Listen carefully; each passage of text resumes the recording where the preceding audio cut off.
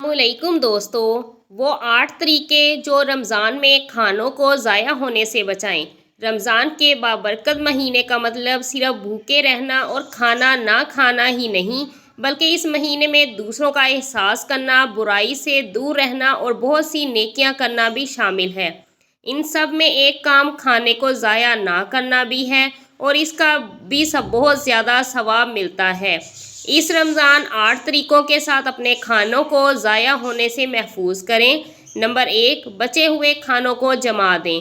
अपना एक वक्त का खाना बच जाने के बाद इसे फेंक या ज़ाया करने के बजाय जमा दें ताकि वो बाद में काम आ सके, या इस खाने को किसी और को दे दें ताकि आपके ज़रिए से किसी का पेट भर सके।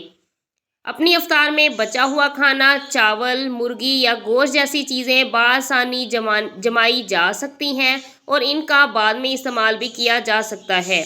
नंबर 3, पड़ोसियों का ख्याल रखें। एक दौर था जब रमज़ान में अपने पड़ोसियों को आसपास के लोगों के घर इफ्तार भेजा जाता था। अलबत्ता आज के दौर में लोग इन सब बातों का ख्याल नहीं रखते। इस रमज़ान अपने पड़ोसियों का ख्याल रखें और इफ्तार का सामान अपने आसपास के लोगों को भेजें। नंबर 3, खाने को सही तरह से महफूज करें। कौन सी सब्ज़ी और फल फ्रिज में रखना चाहिए और कौन सी फ्रिज से बाहर, इस बात का बखूबी अंदाज़ा होना चाहिए। क्या आप जानते हैं कि प्याज, लहसुन और आलू के अलावा बाकी सब्जियों को फ्रिज में रखना चाहिए।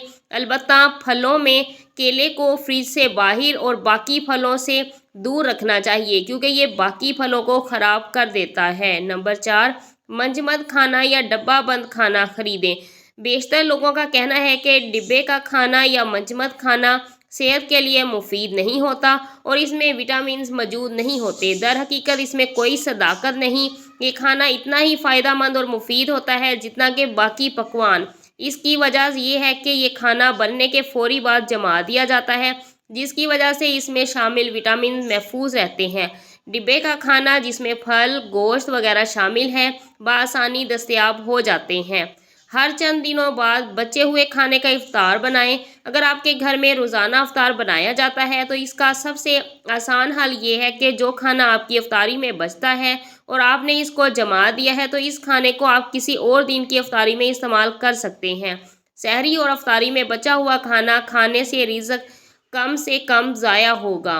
रोज़े के दौरान खाने की अशिया ना खरीदें। अगर तो आपका रोज़ा है तो इस दौरान घर का खाने का सामान खरीदना कोई अक्लमंदी का ख्याल नहीं। दर हकीकत इंसान भूख में वो सब खरीद लेता है जो इसको इस्तेमाल नहीं करना होता और यही वजह है कि रमज़ान में काफ़ी खाना ज़ाया हो जाता है।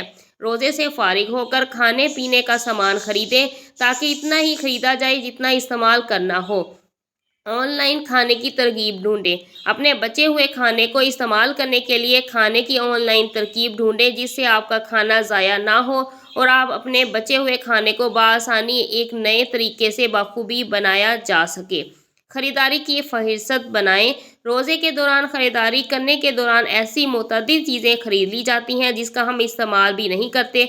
इससे बचने का एक बेहतरीन तरीका ये है कि आपको रमज़ान के लिए जो कुछ लेना है इसकी एक फ़हरिस्त बना ली जाए, जिसके बाद आप ऐसा कुछ ना ख़रीदें जिससे खाना ज़ाया हो।